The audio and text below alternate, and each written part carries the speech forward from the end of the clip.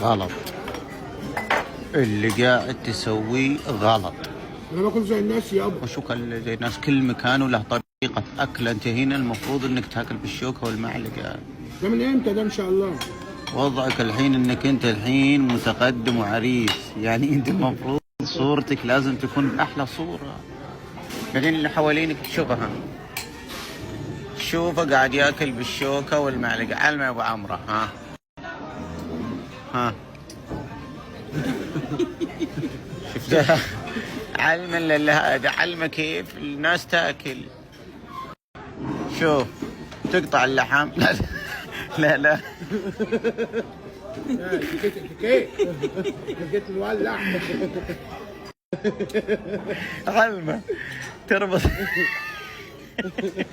ده بسيط يا حبيبي، بسيط ما يعرف. وبعدين شيء ثاني، صحن معبى لهالدرجة من كل شيء حاط فيه، هذا وش بعد؟ بناكل يابا يعني وش؟ غلط. غلط يا كابتن، غلط. يعني تخيل ان هي تشوفك انك انت معبي الصحن بهذه الطريقة، شو بتاخذ عنك فكرة؟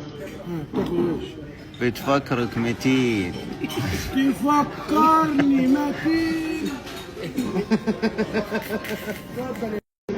رايح في 60 داهية. تفكرني. تبيني عين ضبطك انا ولا ما ضبطك؟ لا يابا دي ما تتظبطش، دي تظبطها ازاي دي؟ عايز فوتوشوب.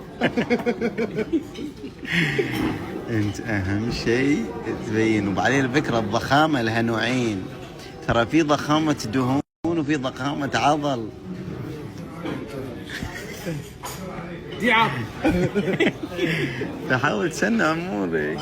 متسنعي. ايه كل يا عمري. شوف له تيكيت كده.